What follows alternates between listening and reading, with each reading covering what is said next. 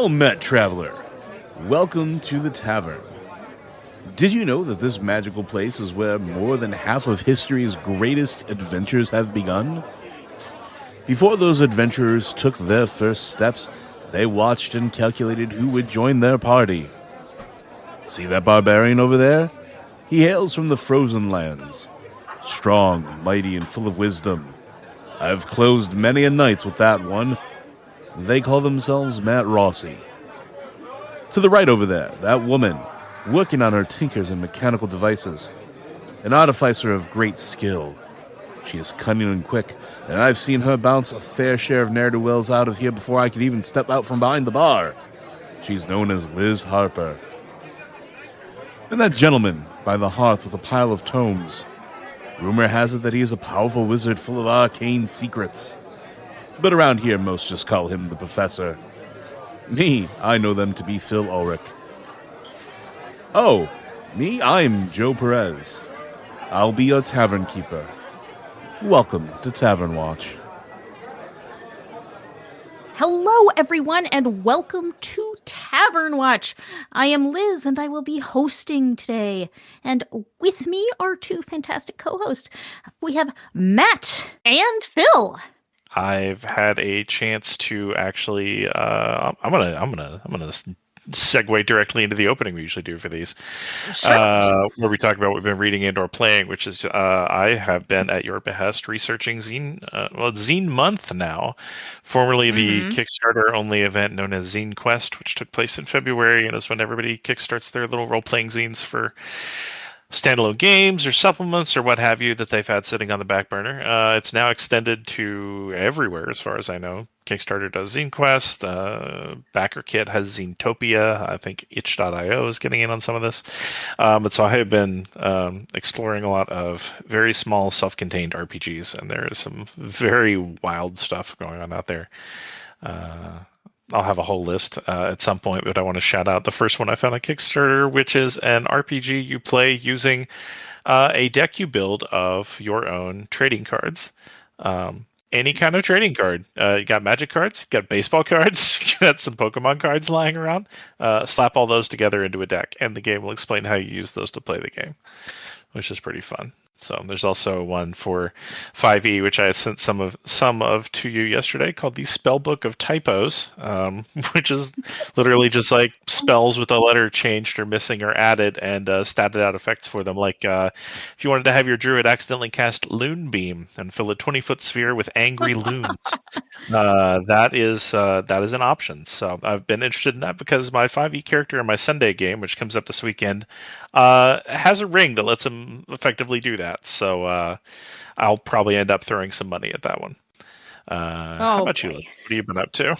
Well, not much. There's all of this cool tabletop news, and it's like time to play, people to play it with. I've been planning games for Tavern Watch coming up, which is that's the hardest part. We've talked about this before. The hardest part of doing any tabletop game is organizing it and getting, 5 or 6 people together at the same time and place. I mean, we can skip the place since we're virtual, but still. So hopefully got a good some Tavern Watch games on the agenda. And researching, looking for topics for us to talk about today. One game that I found is the Fallout Wasteland Wanderer, which is a version of the Fallout TTRPG from Modvius. Yeah, I can say things. That is just Modifus.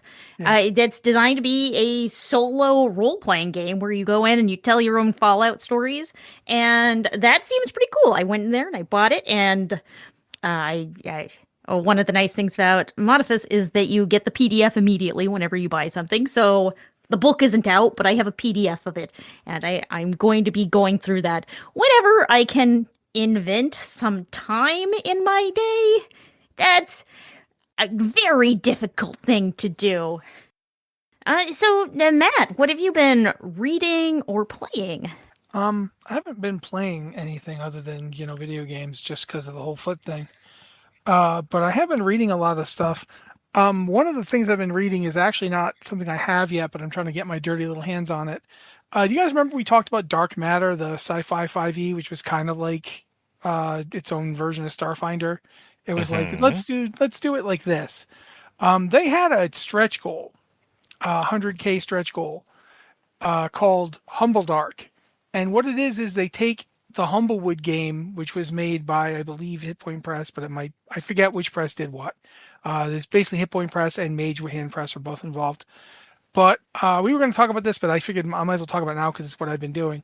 Basically, it takes all the art from Humblewood and puts it into space in the dark matter setting.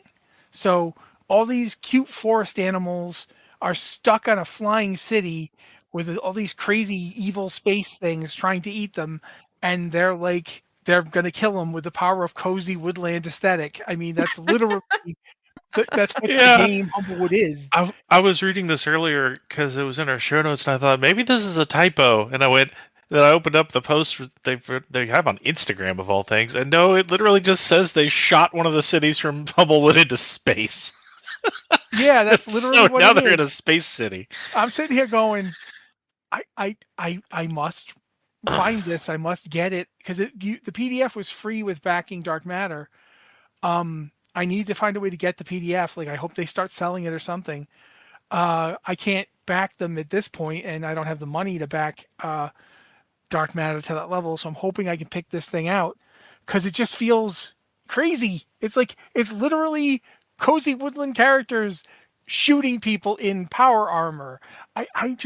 The only thing that I think would be weirder, not worse, I actually really am interested in this, but the only thing I could think would be weirder is if you did it in like Fallout. And then I remembered that's just Gamma World. Original Gamma World is basically just Fallout, but way in the distant future, and with like cozy badgers and stuff killing people with their mind powers.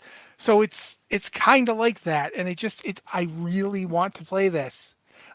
Phil's put a piece of art for it into the chat. You guys can't see it. Can you describe what you're looking at here, Matt, for the people listening at home? This is a great piece of art. A little tiny cute owl in a robot suit of power armor with a big glowing shield and a big glowing sword, absolutely ready to just whoomp on evil. Like but he's so cute. Like he is the fuzziest little owl, and you want to pet him, but he's going to shiv some monsters soon, so you don't want to get in his way. Oh yeah, there's an explosion in the background. There's some lasers flying around. He's a cool owl. He doesn't look at explosions. Cool. No. So it is one of those things that I found out about, and I've been spiraling the drain on all week. Like I can't get away from that. But it's not, like I said, it's not out for sale yet. It's not its own thing yet. It's still part of the Dark Matter setting as a stretch goal. I am desperately hoping someone can get me this PDF because I need to run that. I cannot explain how much this has pulled me away from all my obsessed with older stuff or, Mutants and Masterminds is getting a 4th edition. This is pretty much all I can think about is just imagining like you're kitty, but you're a kitty ninja, or you got a puppy and that puppy's a very brave and strong puppy and he's got a giant railgun and he is shooting like big alien, whatever the hefts.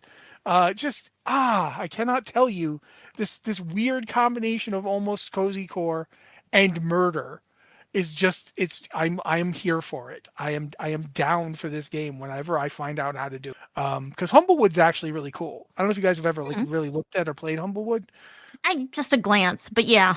Humblewood's a very cool little cozy core setting. Dark Matter is basically just D&D 5e in space. So combining them, you end up with like cozy core murder. I mean, that is what you have. So I am so down for Humbledark. I cannot relate to anything. So that is what I'm looking forward to, and also what I'm currently obsessed about. That is my whole thing right now. If I don't get the PDF to this thing, I'm gonna have to make my own. Like I'll just take Starfinder and I'll put like Pugmire characters in it or something.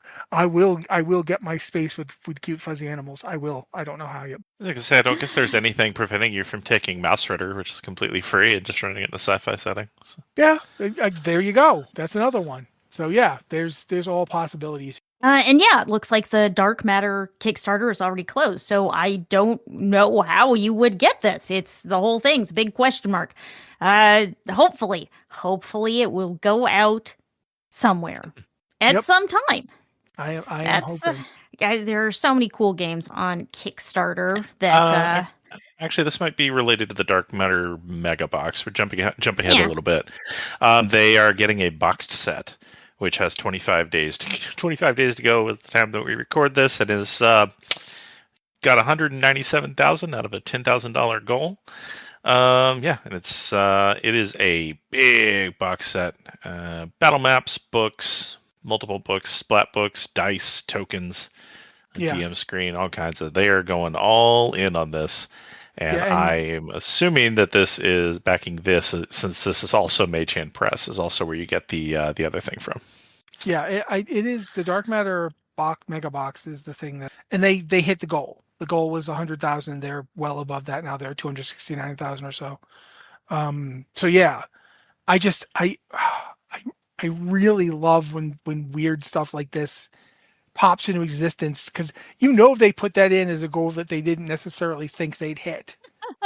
You know what I mean? Like they didn't necessarily. There was just we need goals. We have to get to a certain point. You have to keep putting goals in. So let's do this.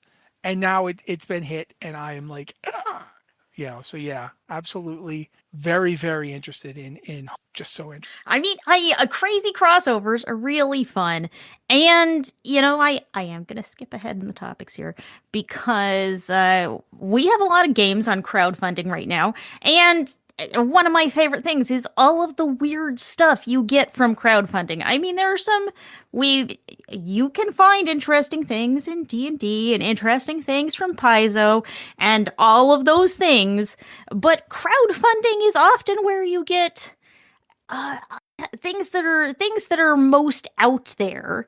And I'm going to ask all of you what your kind of favorite thing on the list is, but I want to bring up one that is especially weird, which is Barcane. Barcane is an RPG. I can't call it a solo RPG because you play it with your dog. So the premise is your dog is a wizard. You take your dog for walks, and because your dog, does not have opposable thumbs, you have to write down your adventures afterwards. So it's the book is going to be like a series of adventures, and it's kind of a solo journaling thing where you are following along with the book and writing down the adventures you were having with your dog when you go for a walk. And I think it's so weird. It's just off the wall, and it's also so wholesome and beautiful. It's so wholesome. I can't deal with it. But that one is on. You forgot the part where when your wizard stops to do their business, you do a puzzle. These are gonna have to be some quick puzzles. It's a whole thing. It's an RPG about taking your dog for walks. And what could be better than that? Except it's currently winter, and that's kind of unpleasant. But any pleasant time of year, when the weather is nice, you're going to enjoy this. It's coming to Kickstarter soon, ? That's one of the really frustrating things about Kickstarters. They'll be a campaign on there, and you're like, I'm so excited about this. And the only thing there is notify me on launch. But I am still very excited. I'm still very excited, even though it is not live and I cannot give them money for things. So that's one that I saw crowdfunding that I was just like, I love it. I love it. I never thought of this, and I love it now. What have you guys seen on crowdfunding platforms lately that has really gotten you going? Matt? Well, I mean, I feel bad mentioning it because I'm positive Phil will have more to say about it than I do. Oh, you can both talk about it. I really like the idea of Blade 60. Because I saw that like a week ago, and I was like, the Italian job, but in Blades in the Dark. Oh my God, this is perfect. There's a lot of things I like about Blades in the Dark as a setting, just as a game. I want to go back just a second and say, so if you know Blades in the Dark, this is Blades in the Dark, but in a 60s style setting. Yeah. Except you can't say 1960 because it's a 60s style setting, but in Blades in the Dark's universe, so it's like 968 or something. Yeah, basically it's just advanced far enough ahead that you have the 60s trope. Yeah, you have that vibe. You've got all of those tropes, and the book looks beautiful from the preview pages, and there's a quick start out now. Yeah, like it's got a kind of magical version of what their Manhattan-like setting and so forth. It is really interesting to me. Evil Hat always does interesting things, although this is not really. It's just them kind of producing it. I like Blades in the Dark, but I've had trouble playing it just because a lot of people don't really want to get into the fantasy element of it. They don't seem to understand. And I think, oddly enough, that making it sort of more like modern heist films and TV and books might get people interested. I don't know enough to tell you exactly how this is going to play out, but I just know the idea. I love the idea. So that's the one that I think I've been the most attracted. I am also super excited about this, and I cannot wait. When you start talking about Arcane, this one is not currently crowdfunding. I think it was crowdfunded last year. But when I was stuck, this is coming soon. Talking about a different thing. Okay. When I was stuck in the hospital, when I was in there for like 24 hours straight, like they admitted me, that I was in the ER waiting room for like 12 hours. And my wife and I have a book on my iPad called Deify, and it's a journaling RPG where you use a tarot deck for your random generation stuff, and you basically build and tell the story of a god that you make up, like what the god's all about, what they're doing, how they in the whole thing until you get to the end of their mythos. And it's weird and fun, and I played it basically while waiting for them to come tell me what was going on with my health. And it's just, I couldn't have played it without my wife there because my wife has a tarot deck and I don't. So I used her tarot deck to do it. And it was very engrossing. It took up a lot of the time that I was spent being afraid and annoyed, and gave me something to do with it. So I also wanted to mention that, but that's not currently crowdfunded, whereas Blade 68 is. And I'm so tempted. I got to figure out a way to get some money so I can back this thing, just because I want to so badly. And yeah, this is another one that is coming soon to backer kit. So we will see what it's like, what it's going to cost, because you don't know until they're live. But I am so excited. I love Blades, and I love the idea of Blades in the Dark, but it is a hard one to get a group for. I personally think of it as a super Dishonored setting. Dishonored isn't exactly a heist thing, but it's very much, the environment, the world is very much like that. And I really dig that. So that one, I am very excited about that one too. Phil, what about you? What have you seen on crowdfunding that you are excited about, interested in? Well, I was going to say Blade 68, but I'll pull a fast one here, and I'll mention one of Matt's favorite properties. Mutants and Masterminds 4th edition is kickstarting right now, and I want to call this out because they're doing some cool things. Mutants and Masterminds, famously a very in-depth character creation system, is a nice way of putting it. Crunchy. You can call it crunchy. Yeah, very crunchy, like Nature Valley bar left out overnight crunchy. They are adding an archetype-based hero creation system and ready-made powers that are also fully compatible with the old PowerPoint's way of doing it. So it's like, if you want to go super deep into the math, you can. If you want to just pick some archetypes and some powers to go with it, you can do that, which is an approach we've actually seen with Legend in the Mist. When we did our playtest, I think we actually had 3 different players who picked 3 different methods of creating their characters. Like, I know a couple of you, like somebody went with one that was almost pre-made. Somebody went all the way to like writing, generating their individual power tags themselves. So it's nice to see something as crunchy as Mutant and Masterminds take that approach to kind of get more people on board. Yeah, And I also really really like the way they're doing their previews for this. Each week on the Mutants and Masterminds Kickstarter 4th edition Kickstarter page, they're adding a new PDF that is basically a solo play or versus play scenario. They're working their way up to a group play later one, but like their first one was the hero Bolt in what amounts to their equivalent of the Danger Room, the Doom Room.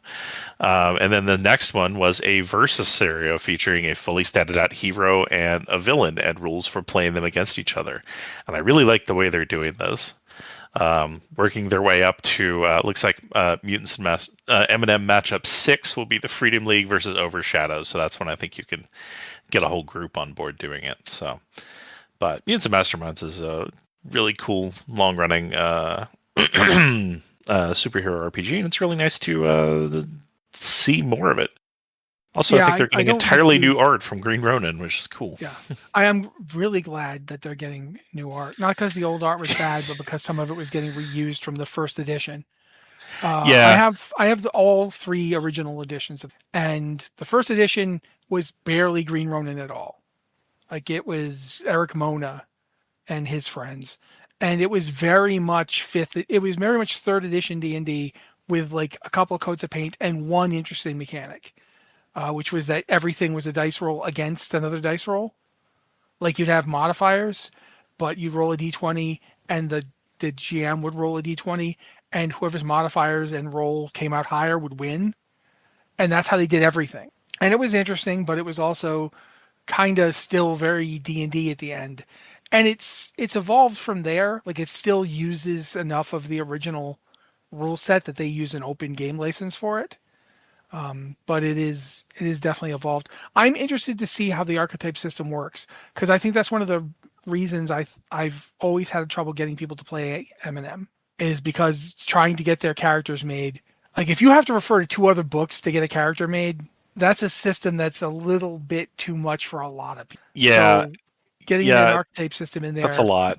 That's a lot to give people. This it says that there's going to be 15 of them in the book, and that they're compatible with the PowerPoint system. So hopefully, you can suit both types of players at the table, which is cool. Yeah, I think that's a really great idea. Yep. Trying to think if there's anything else I've seen recently on crowdfunding. Mostly just stuff that I will end up in my post about Zine Month, but I want to call out another one while I'm here. There is one, just because of how interesting this is for me. They call it a set of rules for Shadowdark, but the reality is this is almost like a campaign frame for Shadowdark it's called Dungeon Death, 16-bit rules for Shadowdark, and it is literally about playing a group of teens in the 90s who get pulled into a fantasy world via a video game.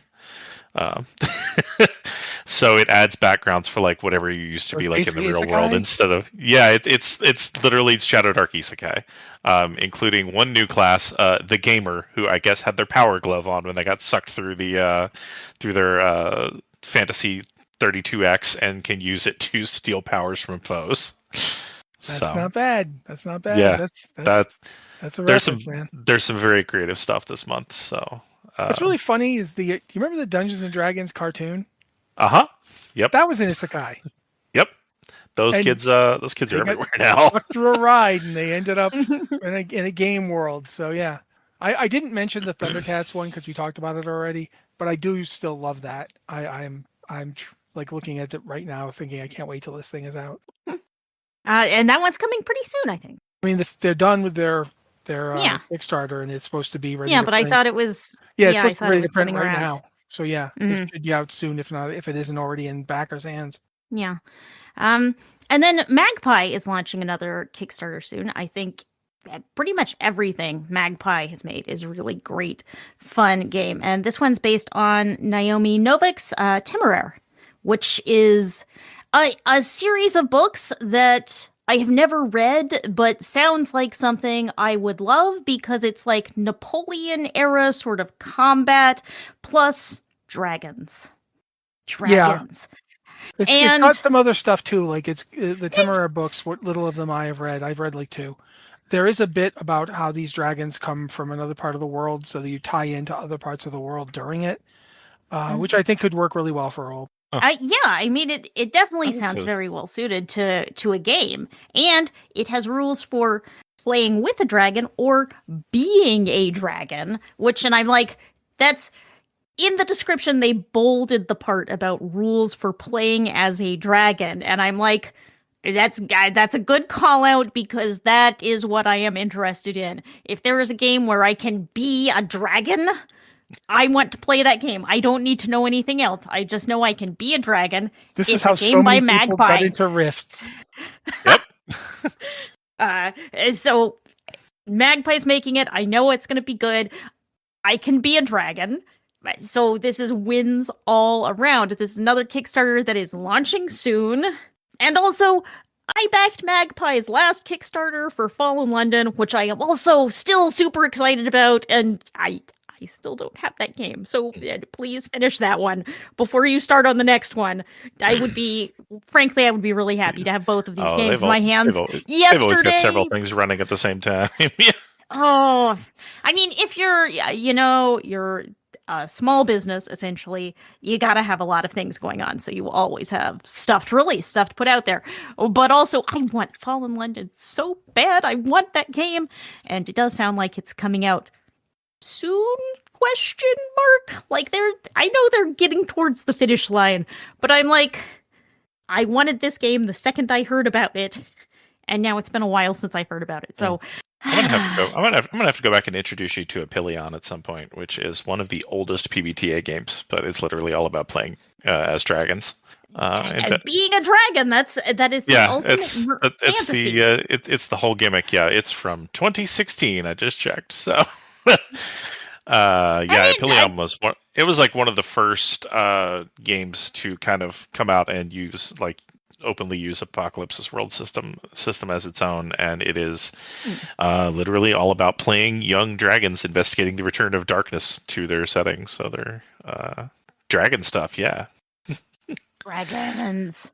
I admit I don't know much about Temeraire. I'm mostly familiar with Naomi Novik's other series, the Scholomance series, which I think would also make a very interesting setting for a game. Magpie, if you're listening, maybe that one too. Please God, we're only human. We can only adapt so many things. Another one.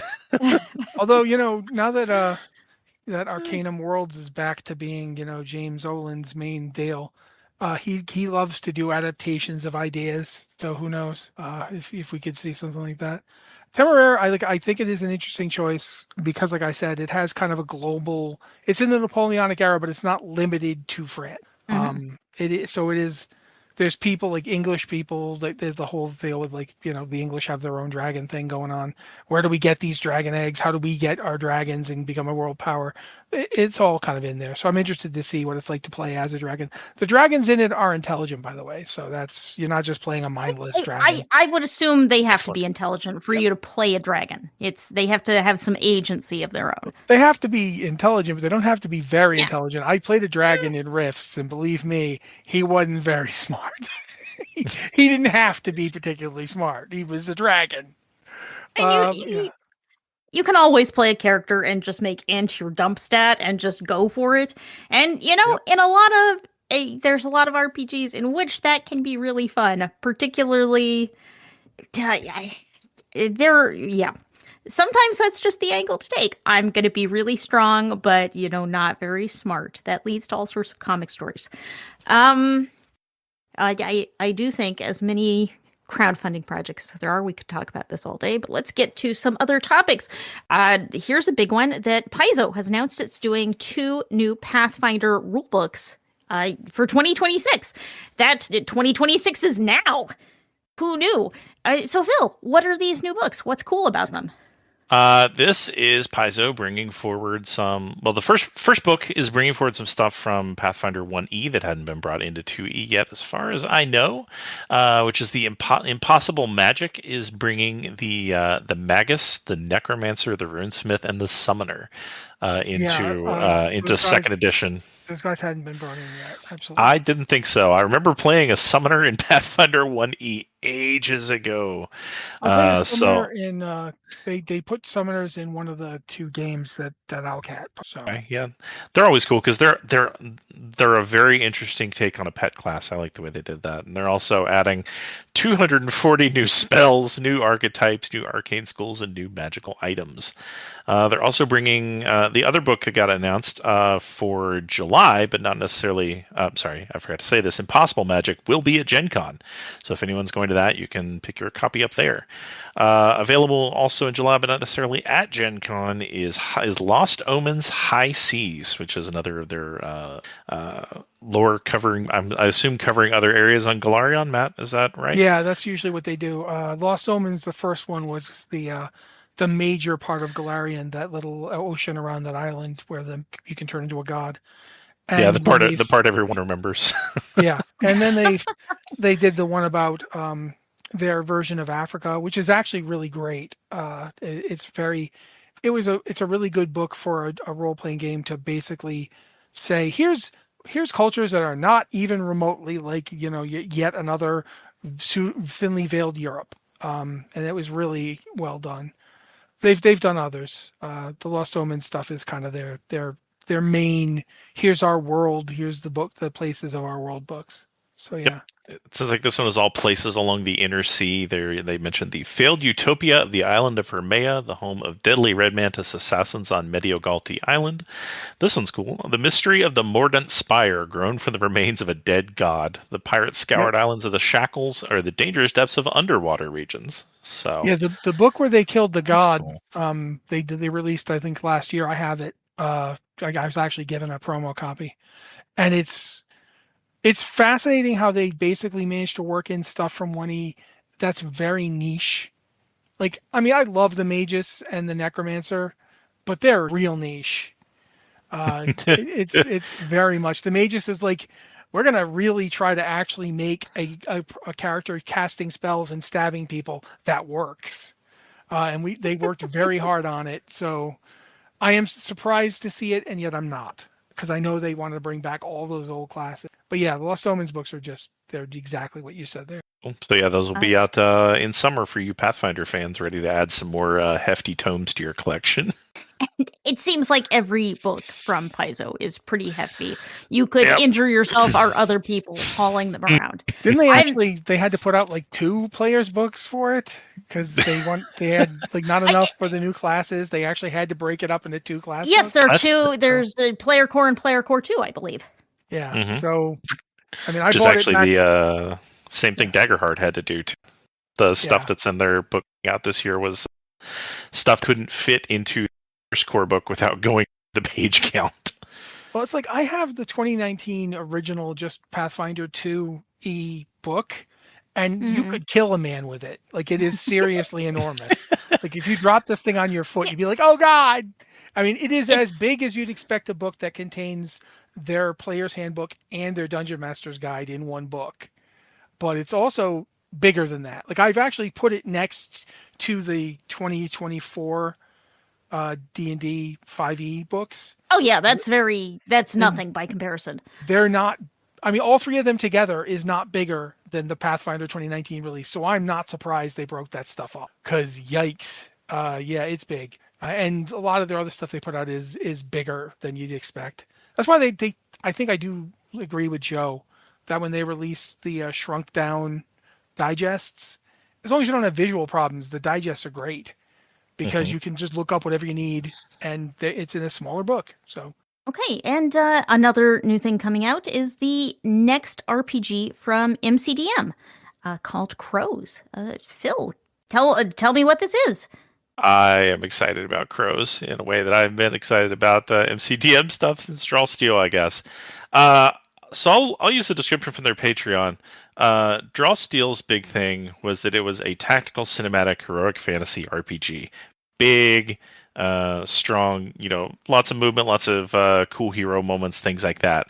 Crows they've described as a chaotic post-apocalyptic dungeon survival RPG. Sounds more like Thundar the Barbarian meets dungeon crawling. It's designed by primarily by James Introcaso, the head designer over at MCDM, and also, I guess, moving primarily onto this now. This isn't a game about being a hero. This is a game about staring death in the face and getting as much loot as you can. It shares exactly one piece of DNA with Draw Steel, which is the power roll, whereas in Draw Steel uses 2d10 plus a characteristic to get a score that's good, better, best, or critical. Like never really miss, which is something that they picked up from games like Into the Odd that I really like. Crows, as a game that's a bit grittier and less heroic, changes it to, this is their wording, the 5 categories that you could get on a roll: Doom, Bad, I'll take it, Good, and Critical. And a lot of the focus is not on gaining a bunch of powers like in Draw Steel or 5e or Pathfinder, but in specifically the loot you get. Things you get out of a dungeon are also how you get your XP. Things you get are out of a dungeon are your powers. If you get a spell book that allows you to cast Fireball, you can try and cast Fireball. You might have bonuses that make you better at it, as opposed to swinging a sword or vice versa, but the character options you take enhance what your equipment does and not the other way around. So I guess the simple way to put this is MCDM attempts to take on dungeon crawling. I was gonna say it's basically the Diablo role-playing game before the Diablo role-playing game comes out. Yeah, and will probably be better than the Diablo role-playing game. Which is fine because we're going to get GTA 6 before we get the Diablo role-playing game. So we're going to possibly have world peace before we have the Diablo role-playing game. That's a nice thought. It would be nice it would be nice if that didn't mean we'd never get world peace, but Yeah, Crows does bring another interesting concept, though, that I've really only seen in Shadowdark, which is bringing real time into the game. As we found when we played Shadowdark. And when you play Shadowdark, having a torch or having a light source, like a light spell, is very important, and they all uniformly last 1 hour of real time. And if they go out, then it's bad. Things in Crows, there is a system they call usage dice, which it's basically just like when you take an action and it takes time, you might roll a die. So like if you take an action that takes a little longer, it might say to roll a d8 for your torch's usage die. And if you get a 1 or a 2 or something like that, then it might decrement, become smaller and smaller. Except their usage dice, this is something they borrowed from another game, I believe, but theirs are all d6s, and anytime a die comes up 1 or 2, so like you roll a dice pool of d6s, because it's really satisfying rolling a handful of dice, you have to admit. And anytime you get a 1 or a 2 on a die, that comes up. So like if your torch has like 5d6 usage until it runs out, you roll a 1 on 3 of them. Those 3 are gone. Your torch is now half gone while you spent time doing whatever you were doing in your dungeon turn. And so this adds a little pressure even to out-of-combat things. Like if you're hunting around the room, maybe every time you want to search for secret doors in a room and poke around every corner for treasure and investigate every corpse's pockets, maybe you're rolling usage dice rolls on your torch. And so it's adding that kind of tension of how much time do we want to spend here using up our resources for potentially no gain versus moving on to where we know there's something else we can do. And just something that I think gives this kind of an OSR feel that you don't get in a lot of modern games, other than again OSR clones. So so that's Crows. I have no idea when this is coming out. I don't even think they've announced a potential date yet. There's no release date, but just like Draw Steel, it sounds like they're going to kind of develop it in the open and with frequent playtesting. So. MCDM's Patreon would be the place for that. And I mean, I kind of, when I heard MCDM was making a new game, I figured, they're probably going to take the Draw Steel rules and do something new. But no, we're doing something completely new. We're going to take one mechanic and change even that. So yeah, that's something I think is pretty nice actually to see them do. Yeah, it does bring up something interesting. And I'll turn to Matt. I know you're a pretty experienced DM at this point. What are some other ways you've seen in role-playing games to kind of add tension to the game without necessarily just being like combat? Like ways to make out-of-combat actions more tense or more time-limited or things like that, rather than just letting the players feel like they have all the time in the world. Well, one of my favorite games from the olden days. This is kind of a precursor to Feng Shui. The game Nexus: The Infinite City. And one of the things Nexus did was it had like the world kind of changed depending on how players did things, like because the world, the Infinite City is literally touching a lot of other dimensions. And it's like you could go from, say, Earth as it is where we live right now, you could go into Nexus and come out in like a comic book fantasy world or a magical world or, whatever. And the places you could go could be affected by what you did. Like if you and your friends wandered around just trying to murder everybody and take their stuff, Nexus would send you to the worst places possible because it didn't want you to keep killing people in the city. The Infinite City wanted to have people in it. So if you kept trying to, kill people and take their stuff, it would send you to the worst place imaginable that it could reach, so that you'd have to fight worse things and maybe learn some humility. Or, if you really like killing stuff, you'll just kill those things and you'll stay there and the city doesn't have to worry about you. So that was a mechanic I really liked. Another one actually I think is from the Monster of the Week game. Did you ever play that one? I have played like 2 Monster of the Week one-shots, so Yeah. I know that I vaguely remember something like what you're talking about, but I don't remember it ever coming up. There was this like mechanic where it was produced like a TV show, like it was like Buffy or Supernatural, in that there'd be like character shifts, and like if a character wasn't getting featured or focused enough, or if their ideas were getting brushed away, you could change. They could deliberately be put into the focus. Like it would be like now seen with this person, and it would affect the way the story went, and it was all that player's stuff.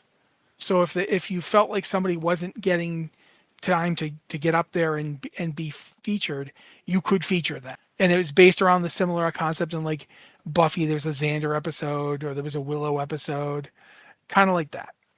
Okay, so like using the spotlight that you get in narrative games is almost like a tension mechanic instead. Yeah. It's like, let's pull away from what this other person is doing and go focus on somebody else somewhere else for a while. Yeah. What you think about that? Yeah. The one campaign that I did like multiple games of Monster of the Week, I'll be upfront. Usually in most games I'm in as a player, if I'm playing, I'm usually I role play pretty intensely. So I suggested to the guy who was running it that he deliberately turn off from my character and get on other people's characters like the rules say.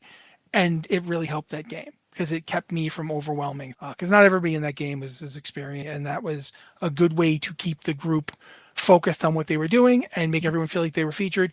And also make it feel like what you did mattered. Because that's a big deal in role-playing games. If you feel like your character did something that mattered. I think that's where a lot of tension comes from. It's like, we're the ones who have to decide what we're going to do. Like that kind of thing. So. Yep. We I'll shout out the thing Liz just ran Liz just ran for us recently, which was a murder mystery in Starfinder. And as a murder mystery, there's not a lot of like. There was a little bit of combat to go around, but not a lot of it because that wasn't really the focus of the session. But like at the same time, there was this tension because like there was this bad guy who was always seemingly one step ahead of us, and like we didn't know what kind of time limit we had. We found another NPC whose like picture was in a bunch of surveillance photos with us. And it's like, oh crap, do we have time to go back and warn them that they might be in danger, that they're being watched? And that was kind of fun too. Liz, you got any thoughts on this? Well, when I was planning for that game, one of the things I was reading about was Starfinder has rules for chases and infiltration missions, which are very similar. You set up a series of obstacles for players to overcome, and it's like, here, this obstacle has 3 chase points. So you need 3 successes or a critical success to get past this obstacle. And you just have a row of things. And if you complete all of the things within a certain amount of time, you successfully complete the chase or the infiltration or something like that. So I thought that was interesting because, like D&D 5e is the game I'm most familiar with. And it's kind of... You kind of make your own things like this. You can do it. It's very easy to adapt anything you want to 5e. But I was interested in seeing this kind of laid out with some rules. And while you could do this more flexibly, but also it's interesting to have some structure and have something that's really like, okay, do they succeed in this chase? Do they fail in this chase? And have some specific obstacles in the way. So I thought that was an interesting way to build out a scene and set a timer, because you have X number of obstacles and either they get what they want or they don't. And by the way, you guys nailed that chase scene we had. We're going after that drone. So I don't know if that helped build drama because you got to that drone really fast, but it's an interesting way to format it. I felt like it was pretty dramatic because it gave us all a chance to do something, and it kind of established who we were. And I at no point thought I was actually going to be able to help in any way. So the fact that I managed to do something felt pretty good. Yeah, and of course, like any game you're doing, you can throw, a scene that's not combat into initiative order, or whatever the game's version of initiative order is. And so in so doing, kind of put a timer on things and structure it so everyone gets a chance to do something, because it's very easy to have big role-playing things where the quieter players don't get to take a turn because they're waiting to see what happens, or because other people have really exciting ideas that they're getting into. So, I mean, sometimes that really helps to sort of draw back and say, give something some structure, give everyone a chance to jump from thing to thing. Also, I'll also shout out Triangle Agency for the chaos mechanic, which pretty much almost kind of makes players really think about how badly they want to roll dice to do something. There's only two things. There's only two things in that game that can make players roll dice. One is using your anomalous powers, which can get really weird and freaky, and the other one is calling the agency to have them alter reality. Both of those things require a roll of 6d4. And anything that doesn't come up a success gets added directly to the DM's pool of chaos. And chaos can be anything from the anomaly that you're trying to hunt down causes some kind of extreme inconvenience. Like there was one where I think our players were trapped briefly in a laundromat because a noise-based anomaly where I had accumulated a lot of chaos from some bad rolls essentially wrapped the building in speaker wire top to bottom so that they could not escape. But then there's also, at the highest levels of chaos, you can just outright kill an agent. Because of the rules, this isn't exactly lethal so much as it is inconvenient, but it does add to tension without combat, because that is a game that very much does not really feature combat, as almost doesn't really feature it as a mechanic. But it is a prime example of like everything that the players do. If it requires them to roll dice, which is the primary thing they want to do, because players have cool powers, they have the ability to call their boss and alter reality. They want to do these things. And so the chaos mechanic really gives a way to build tension within a game that almost doesn't feature combat as a mechanic, which is like the polar opposite of an OSR game where the primary method of building tension for editions and in ages was the wandering monster roll. Yeah, you can spend forever looking around this room. I'm going to roll some dice and a monster may happen upon you, and then this is going to be depleting your resources. So it's just interesting to see the two alternate flip sides of that mechanic. Yeah. While we've been talking about this, I've been wondering if Call of Cthulhu kind of does a lot of tension building without combat, because there's combat rules in Call of Cthulhu, but usually if you get into a fight, you are going to lose. Something has gone wrong somewhere if you're in a fight in Call of Cthulhu. And there's monsters outside, and I have a gun. This is not going to help us at all. Nope. But at the same time, it has a sanity mechanic. And if you see something horrifying, you're going to lose some sanity. And that could be very bad for you. And at some point, you will go insane. And that's it. That's it. You're done. You're insane. You're okay. Yeah, it is not great. It's weird because it's the same system they used for so many other games. And a lot of those games have very developed combat in them. And technically you could use all those rules, but in the end, it doesn't really matter. I'm sorry, but I have to reference that song, because the more you see of this stuff, the more you're going, out of your mind. So yeah, it's fascinating how that works. like, even though there's hardly any combat in Call of Cthulhu, it's there's a constant tension because you're fighting cosmic horrors, and even knowing those cosmic horrors could drive your character insane to the point of like complete uselessness. So that's always a game to look at in that light. But why don't we move on? Ian World just announced their community-voted most anticipated RPGs of 2026. And, my most anticipated game of 2026. Hopefully 2026 is Fallen London, which I've already talked about. Getting your copy of Fallen London, yeah. I'm really just on the hopium there. I'm like, this has got to be the year. This is going to be the year I'm going to have this book in my hands, and I'm so excited in advance. So yes, Phil, you put this on the top list. Would you like to go down the list, call out any highlights for you? Yeah, sure. I'll call them all out and talk about ones that we've been interested in. At number 10 was Twilight Sword from Two Little Mice and Free League. We talked about this at one point because I know Joe was pretty excited because this is a heavily Zelda-inspired tabletop RPG, like to the point of using the Zelda font in their playtest document. This was, I think, Two Little Mice's second appearance on this list. Previous one was Household, which is a game about playing the little folk of European folklore. Well, so nice to see Twilight Sword pop up here at number 10. Number 9 is a 2026 update of Old School Essentials from Necrotic Gnome, based on is a very interesting way of saying almost a copy of the 1970s and 80s BX D&D rules and or AD&D, depending on which version of OSC you're playing. They also made Dolmenwood. Liz, didn't you play Dolmenwood? That was a really fun one. I did play a Dolmenwood game, but one of the players dropped out and then the entire game fell apart, which is the fate of so many games. So many games. Oof. But it was really cool. It was really fun. As you do. Making a return from last year's list, actually, Discworld Adventures in Ankh-Morpork by Modifius is back again. So I think this is kind of the Fallen London thing where they're hoping maybe this year's when it comes out. Yeah, you got $3 million. Please give us the game now. Please give us a game now. Yeah. Number 7 from Arc Dream Publishing is The Black Company, based on Glenn Cook's 1980s series that my stepdad described as, this is like the Vietnam War on LSD. It's a very... He's not wrong.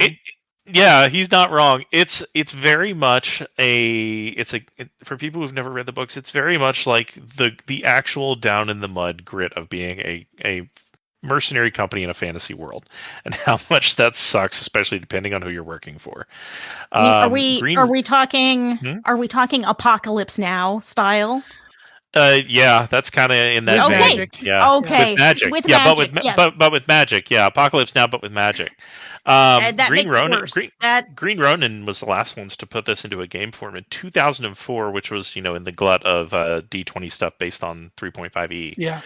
I don't know anything about what this one is based on, but I do know it's an entirely different publisher, and I assume their own whole take on it. So, kind of looking forward to at least flipping through that and maybe getting a PDF of it, because I am a big Black Company stan. I really keep hoping that maybe Glenn will find time for one more book.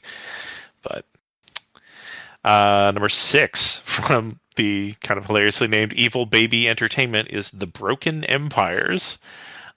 Described this is the only one on this list I had never heard of before. Described as a sim-light D100 skills-based tabletop RPG in a fantasy world which apparently draws on over 125 different games. Statless, classless, and levelless, but has detailed and fast combat. Got 500,000 on Kickstarter, and is available for pre-order now. I don't know anything about it, but if all those buzzwords sounded good to you, check it out. Yeah. But here's one I've definitely heard of. Yeah. Like Civilization, the role-playing game, a little bit. Yeah, it does kind of have like a Rain or like a 4X vibe to it there, doesn't it? Yeah. So that might be something like that. Number 5, on the other hand, Atlas Games is putting out the definitive edition of Ars Magica, which has been around since 1987. Mark Hagen, man. Yeah, such a very if you want a game where you're like, I want to spellcast and I want that to be my primary focus and I want that to be really in depth with very cool rules for that, that's Ars Magica. It's set in a mythical Europe. You don't always play your wizards. Sometimes you play their companions. So it's got it was the first game I'm aware that had that troop style of play where you have more than one character and you kind of pick whichever one is more appropriate for whatever session you're doing. Technically, Dark Sun had this. That's true, but I think this might predate Dark Suns was more Dark you Sun, get. Yeah. They're both around the same time. I think that the difference here is that this is where your character doesn't have to die for you to play another character. Yeah, or Yeah. Dark Sun was actually 4 years later. So, Oh, really? Wow. Yep. So there you go. Yep. So, but this is also famous for creating a verb noun magic system in Latin where you decide what your spell does by deciding the verb you want to do and the magic and what noun you want to affect. So it's like I want to create a fireball. Well, that's your skill in Creo and your skill in whatever the word for fire is, and then how much magic you want to pump into that. It's not just I cast fireball. It's magic for magic nerds. Yeah, it is actually very over the years, Ars Magica has gotten ever more. I don't want to say sophisticated, but I can't think of a different word for what it does. Where it takes a simple basis and it uses it to chain together concepts.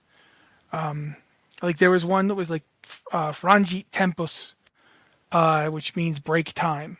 Yep. And that was one I saw get used in a really terrifying way in a game. So yeah, it's its own thing. Obviously, you can see where other stuff Ranhagen did later drew from, but this is very much its own concept and idea. Yeah, there's not really a lot. There's not really anything I can think of that is like Ars Magica. So very cool to see it still getting new editions. But moving on to number 4 is Warhammer Fantasy Roleplay 5th edition. It's back. So it's last one was in 2018 last time it was on the most anticipated list was 2018 for the 4th edition. This is now the 40th anniversary of Warhammer Fantasy Roleplay. I don't know what all to say about it. Apparently they are making it backwards compatible, but refining the rules and reworking combat flow. It's a game that I think I've only ever seen one other game to do this, where basically advancing is taking on new careers. It's like, well, learned everything I can as X. I'm going to become a Y now and train to do that. So the other one I think of that does that is Swyhander. Moving on to number 3, the Mistborn RPG. First appearance on this list, or second if you count it as part of the Cosmere RPG last year. Then this is the same publisher. This is Brotherwise Games last year, who broke every record on Kickstarter for tabletop RPGs by getting a $14 million Kickstarter for the Cosmere RPG. Now they're following it up with Mistborn. No Kickstarter required this time, though, because this was a stretch goal in the original campaign. But you're going to get 3 hardcover books focused solely on Mistborn and an adventure called Mistborn Legacy. I am going to lose a little nerd cred here, but I have not read any Sanderson at all. Are either of you excited by this? We admitted last time that none of us had read it. Yeah. There's so much stuff to read. That's the problem. Nothing against you, so Mr. many things to Sanderson. read. It's just there's a lot of stuff out. Yeah, there's a lot of books. And reading Sanderson is a commitment. These are big, long series. So, like, if you start, you have to be ready to keep going. Yep. Yeah.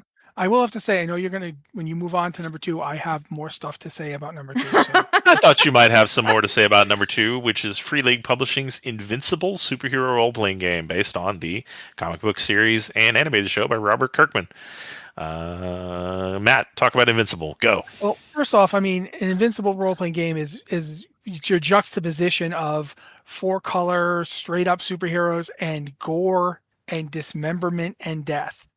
The two things you don't think work together. Sometimes they do, sometimes they don't. I honestly feel like if the animated series had never happened, Invincible doesn't work as a story, but the animated series has gone out of its way to make stuff that didn't work.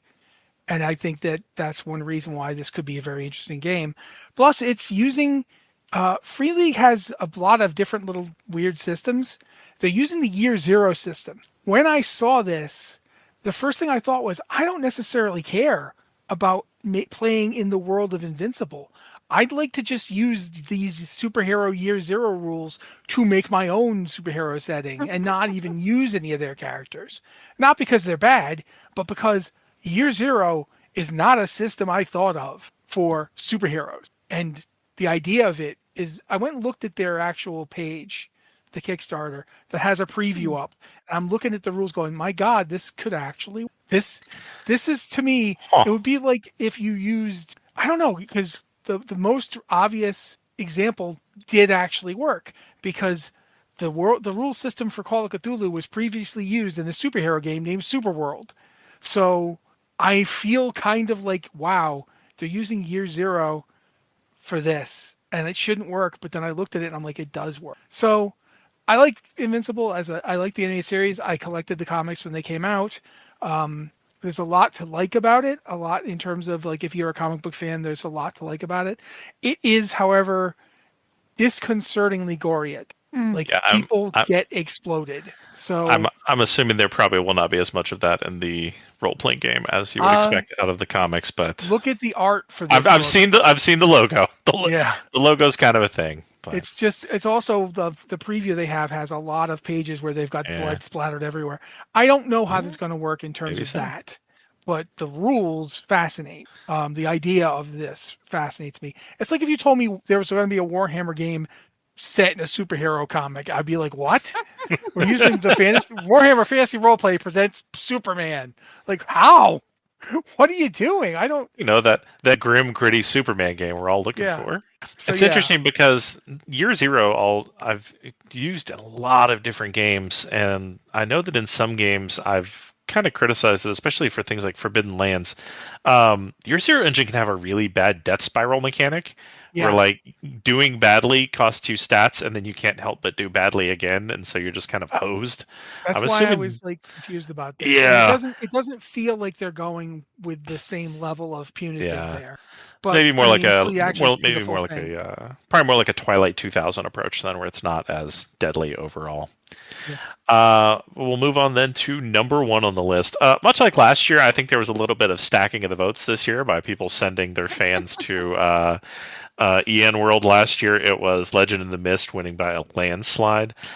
This year, with more than 3 times the second place game's votes, is Deathbringer by Roll for Combat / Dungeon Craft, but probably known more from people in the YouTube creator space as coming from Professor DM, aka or Dan DeFazio.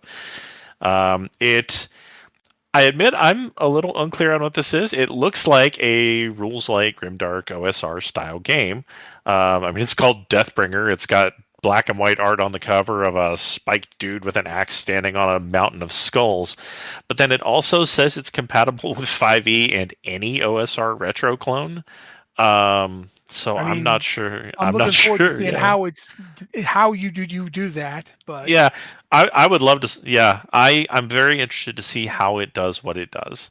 And it talks about having a unique dice mechanic that replaces traditional features, feats, and skills. So this is one where I'd heard of it, unlike Broken Empires, but I don't know a whole lot about how it works. It wasn't my most anticipated game of the year by far, but I guess it'll be one to keep my eye on. So, is there anything you guys know is coming out in 2026 besides Fallen London that was on your personal anticipated list for the year? It is.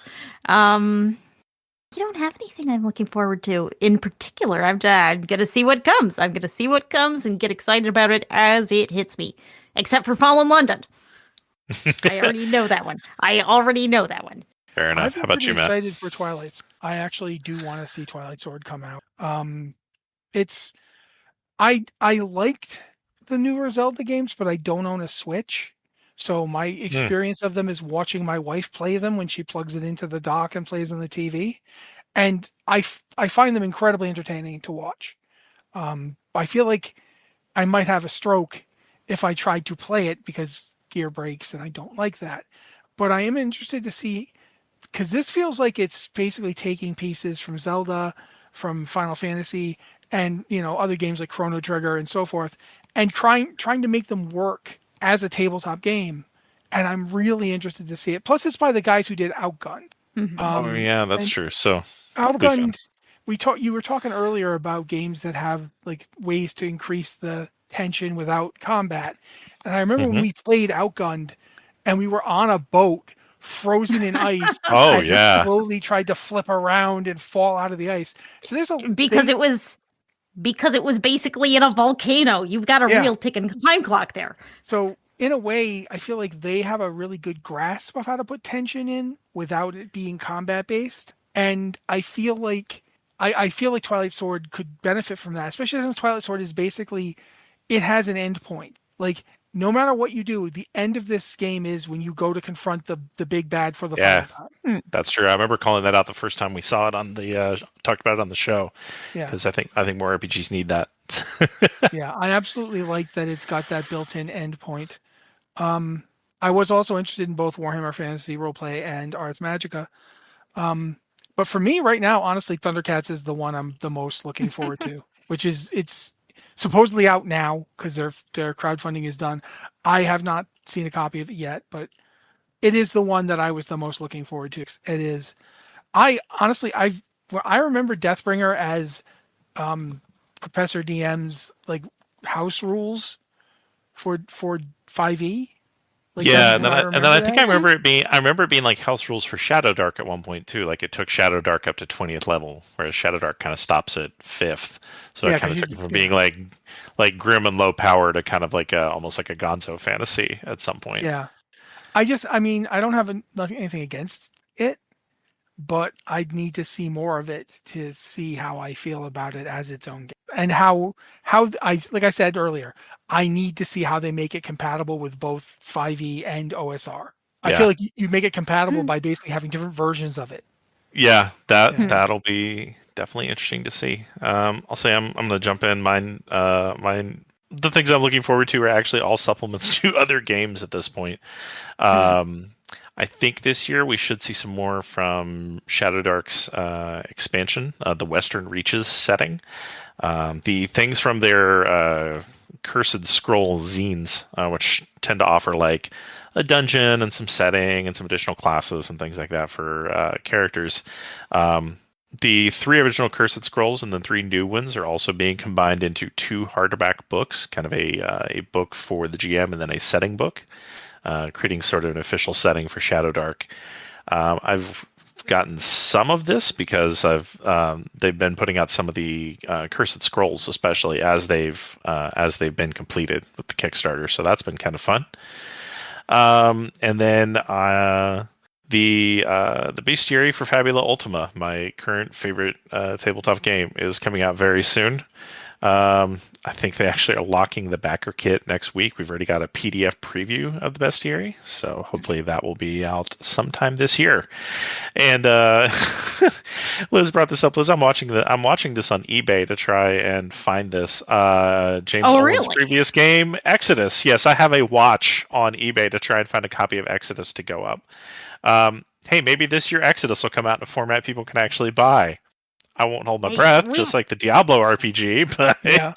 I will say that since you brought that up, I have to jump in here with the fact that Odyssey of the Dragon Lords is getting a remastered edition, and the playtests are available to download from their site right now. So if you want to look at it and you want to see what it's like, there's playtests for the new stuff. Reavers of Oath and Ruin, which is one of the expanded things they're adding, is available right now. So there's also the Great Labor playtest, also up there. I loved this thing when it came out, and I'm really glad to see it getting a remaster. But my God, what's the deal with Exodus? Seriously, why can't I just buy this? Yeah, Liz, it sounds like you're starting to say something. They released Exodus, which is just kind of a supplement for the video game, and this was kind of some fun tabletop side thing with lore for the game, and but they released it as a hardback book, which sold out quickly, and there's no PDF, and there's not been a reprint, and it just It exists in some mythological space where perhaps one day we will be able to purchase it for money. And until then... I'll also call out another one. I can't believe I forgot this one. Legend of the Mist comes out this year, officially in physical form. I already have my hands on the complete PDF for that, and they're starting to put out. They've got the first big chunk of their setting book out in PDF form too. I'm still very excited for that.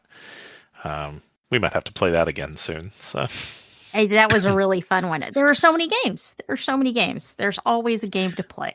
Yeah, but maybe you want something for a game you already have. Maybe you play D&D. Oh. Maybe you want some new classes to play with. Oh, you think people here play D&D? I've heard there's a D&D fan or two in the audience. This is an interesting one because D&D put out a new Unearthed Arcana that tests mystic subclasses, which it's like, first, what's a mystic? A mystic is where everyone can do magic. It's just, did you want to do magic? You can do magic now. So there's the Warrior of the Mystic Arts monk, which you're a monk. You can cast sorcerer spells now. That's kind of the thing, which that is cool. You can take a monk in that angle where you're a master of the mystical arts. You get a mystic fighting style where when you take an attack action, you can replace one of the attacks with a casting time of one of your sorcerer spells. So you're a monk, you're punching things. Also, you can cast spells. I think that is a really cool one. Yeah. I think the coolest part about this one is you can convert spell slots to focus, the resource formerly known as key. Monk's biggest problem for a while has been very bad key economy, but now you can just convert spells into focus and vice versa. So that's cool. But when they have focus, that is dangerous for anyone they do not like. Then there is the Oath of the Spellguard Paladin, which is about protecting others from magic, protecting others from dangerous magic, or, magic you think is dangerous. Hello, Dragon Age Templars. Yes, that was the first thing I thought about, is that this is a Dragon Age Templar. So if you want to bring something like that into your game, Oath of the Spellguard is where it is at. And they get, some additional spells, but they also get something called Guardian Bond, where you can use Channel Divinity to form a bond with a willing creature that lasts an hour. And if the bonded creature is within your reach and is hit by an attack roll, you can take a reaction to add your charisma. Okay, this sounds way too complicated now that I'm actually reading all of the rules. It just means you hang out by your mage and you get to shield them. Yeah. So yeah, it's mainly about magical defense and, dealing with those mages you don't like. Then there is the Magic Stealer Rogue, which is, this name is not working for me. This name is not, this is a weird name. It should be literally called the Spell Thief. Yeah, it's something. There has to be a better would name. Make sense, yeah. And I feel like this particular subclass is interesting. And I feel like it needs a little bit more, another pass. But I do like the idea of literally looting magic from your enemies via attacks and using it to then increase your attacks. Yeah, the first thing I noticed, though, was that their level... So, right off the bat at level 3, they get a pretty cool power. Whenever their creature they can see within 30 feet casts a leveled spell, they can take a reaction to absorb magical energy. They roll a number of d6s equal to the spell's level, and next time they sneak attack, they do that much extra force damage. Doesn't say it has to be an enemy. So if you've got an ally who's like a wizard or something, and they cast a second level spell, you can be like, oh, I'll empower my spell, or my next sneak attack based on their spell. So it's nice to see that they're not completely dead, even when they're not against spellcasters, as long as they're allied with one. It doesn't say it does anything to the spellcaster's spell. Yeah, it doesn't actually do anything to it. So you can have your magic friend just casting spells like a maniac, and you're just going, "Thank you, revving up." Yep. Vroom. I think this is cool, but yeah, the name is very much, I hope, not final. Yeah. But another thing I like about this is that it's going to scale up as you level. There's no scaling in here, but as you level up, your companions are going to be casting higher level spells. Your enemies are going to be casting higher level spells. So you're going to keep gaining from this. This is a great thing at level 3. It's going to be a great thing at level 20 too. for the one campaign in 100 that gets to level 20. When you play that level 21 shot as a Magic Stealer Rogue. Ha ha ha. Making plans already. Except if I were making plans, I would be making plans to play the next one on the list, which this is just the coolest subclass in the whole game. I'm sorry, other subclasses, get out. This is the best one, bar none. This is the best subclass. This is Vestige Patron for Warlock. And okay, I'm going to admit this may not be the most powerful subclass in the game, but it is the coolest because your patron is a dead god. I mean, and you have. Do you remember the Daggerheart game we first played that Phil ran? Yeah, and that's exactly what you did.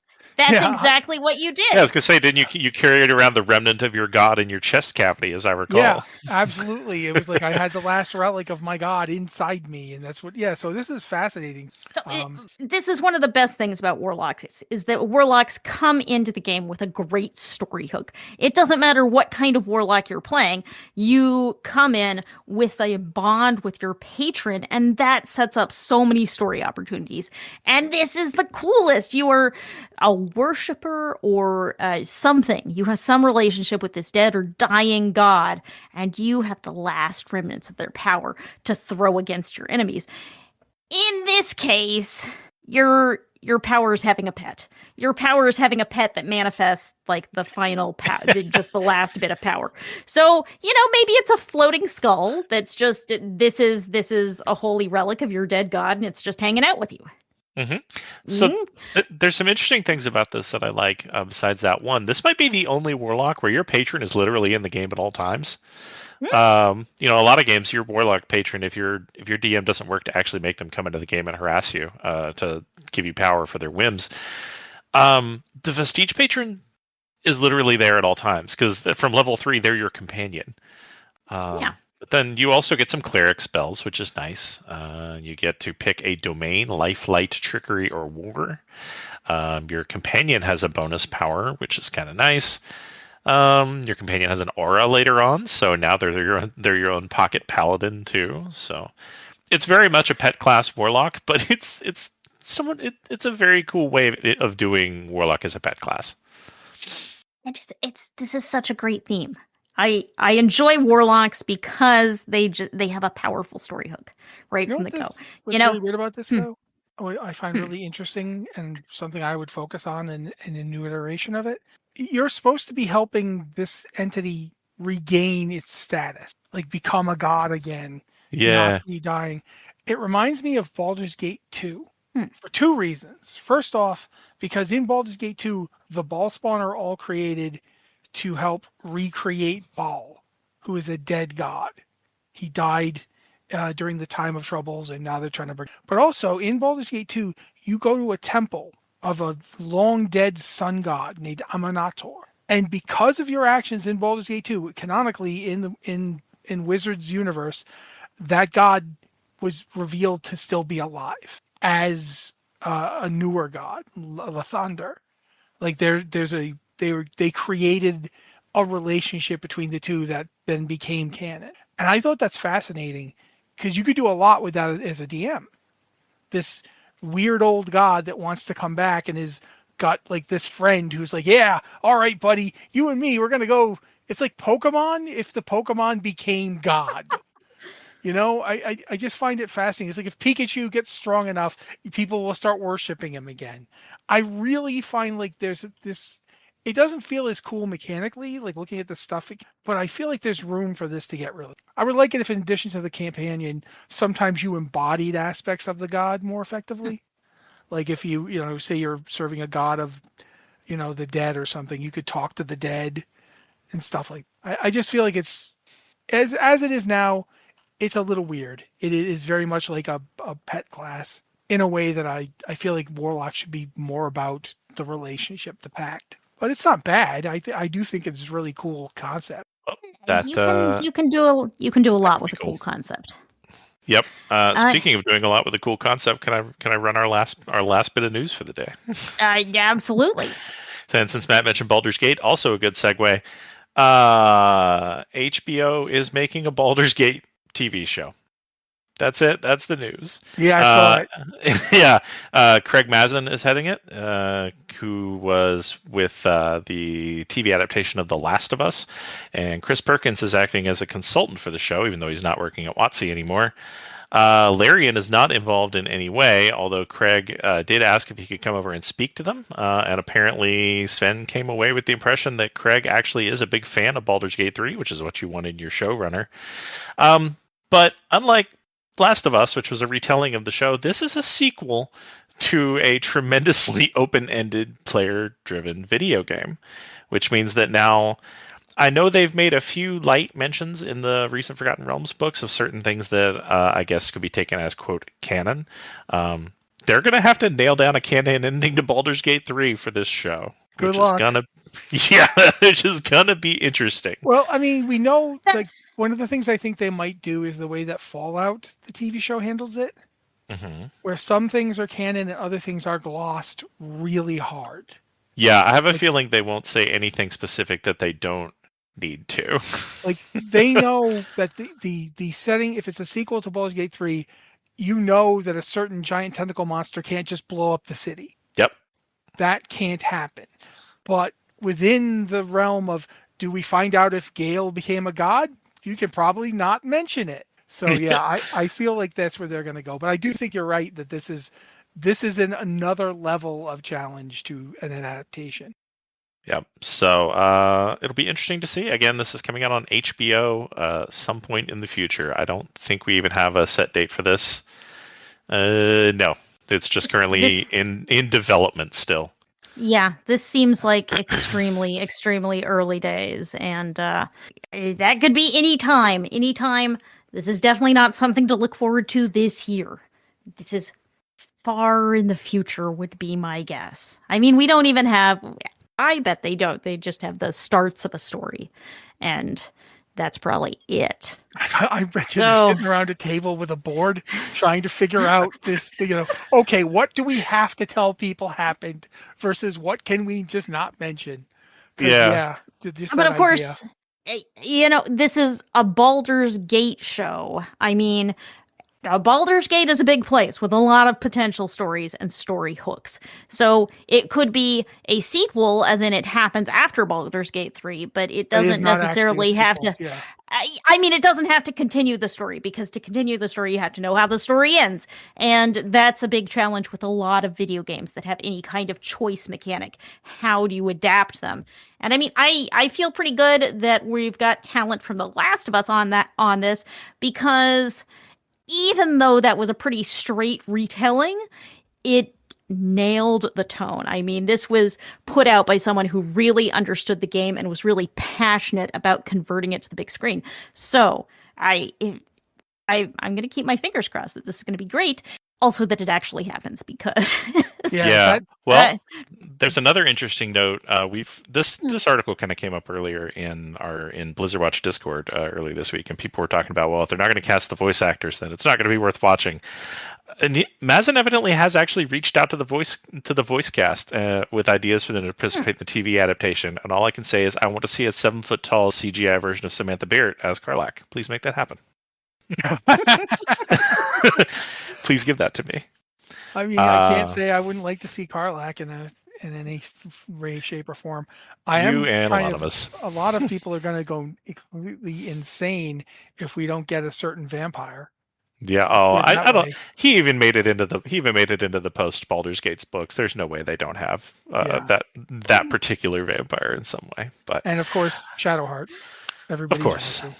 So yeah, there's the problem here is that worrying too much about those characters would limit your story. Yeah, I'm hoping they'll just kind of have them as maybe like guest stars to show up and not try to focus on. The narrator should be like an actual. Oh my god! Yeah, bring her back to narrate the show would be perfect. Yeah, exactly. I'm going to just also take a second to say, there have been some decent D&D like adaptations recently. Like Honor Among Thieves, for all that people didn't seem to like it, was actually, in my opinion, really good. Yeah, I really enjoyed that movie. So I hope that the tongue-in-cheek aspects of Baldur's Gate 3 preserve in the adaptation. Like there was a certain amount of wink, wink, and nudge, nudge. We understand what we're saying to that game. That I hope they. Yeah, I think we'll probably get that. But with that, we probably need to wrap up for Yeah. today, and so I'm going to toss the ball back to Liz here. Well, thank you so much for listening. If you want to support Tavern Watch, you can go to patreon.com/Blizzard Watch, where you can get all of our shows, all of our Tavern Watch shows, ads free and early for just $3 a month. If you can support us, we really appreciate it. And thank you all for listening. And that'll be Tavern Watch. We'll see you next week. Bye, guys. Bye.